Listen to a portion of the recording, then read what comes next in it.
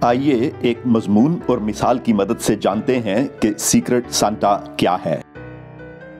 Secret سانٹا Christmas کی ایک رسم ہے جس میں چند دوست، گھر والے یا ساتھ کام کرنے والے مل کر حصہ لیتے ہیں۔ حصہ لینے والے تمام لوگوں کے نام پرچیوں پر لکھ دیے جاتے ہیں اور ہر شخص ایک ایک پرچی اٹھاتا ہے۔ پرچی پر جس کا نام ہوتا ہے، پرچی اٹھانے والا اس کا سیکرٹ سانٹا ہوتا ہے۔ وہ اس پرچی والے شخص کے لیے کرسمس کا ایک تحفہ خریدتا ہے۔ یوں ہر شخص کو ایک تحفہ مل جاتا ہے۔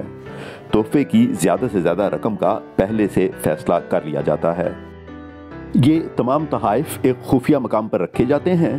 یوں تحفہ وصول کرنے والے کو کبھی بھی معلوم نہیں ہوتا کہ اس کے لیے تحفہ کس نے خریدا ہے۔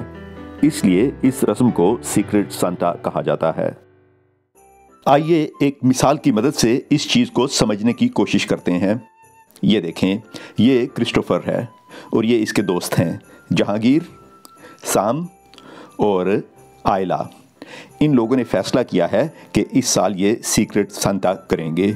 تو سب سے پہلے انہوں نے کیا کرنا ہے کہ انہوں نے پرچیوں پر اپنے نام لکھ دینے ہیں۔ تو یہ لیں، ان چاروں کے نام ان پرچیوں پہ لکھے ہیں۔ اب یہ سب ایک ایک پرچی اٹھائیں گے۔ یہ دیکھیں، جہانگیر آیا، اس نے ایک پرچی اٹھائی۔ اسی طرح یہ باقی پرچیاں جو ہیں ایک ایک ہر شخص لے لے گا۔ دیکھتے ہیں کہ جہانگیر کے پاس کس کا نام آیا ہے۔ تو یہ دیکھیں، جہانگیر نے آئلہ کے لیے تحفہ خریدنا ہے، لیکن آئلہ کو یہ معلوم نہیں ہے۔ اسی طرح جن کے نام ان باقی لوگوں کے پاس ہیں وہ انہیں نہیں بتائیں گے کہ وہ کس کے لیے تحفہ خرید رہے ہیں۔ تو یہ لیں، انہوں نے اپنی اپنی پرچی لی اور یہ چلے گئے۔ انہوں نے فیصلہ کیا تھا کہ 10 پاؤنڈ سے زیادہ خرچ نہیں کرنا۔ تو یہ مختلف دکانوں پر جائیں گے اور اپنے اپنے دوست کے لیے تحفہ خرید کے لے آئیں گے۔ انہوں نے ان تحفوں کو یہاں رکھنا ہے۔ تو یہ چپکے سے آئیں گے اور یہاں اپنے اپنے تحفے رکھیں گے۔ تو یہ دیکھیں، سب سے پہلے جہانگیر آیا اور اس نے آئلہ کے لیے خریدا گیا تحفہ یہاں رکھ دیا اور چھپ کے چلا گیا۔ اسی طرح اب باقی لوگ آئیں گے، دیکھتے ہیں کون آتا ہے۔ یہ دیکھیں، کرسٹوفر بھی تحفہ لے کے آیا، تحفہ رکھا اور چلا گیا۔ اسی طرح آئلہ آئی ہے، تحفہ رکھا اور چلی گئی۔ اور اب دیکھیں، یہ ہے سام کی طرف سے خریدا گیا تحفہ۔ ٹھیک، اب کرسمس کے دن یا اس سے پہلے جو دن بھی انہوں نے مقرر کیا ہے، اس روز سارے یہاں آئیں گے۔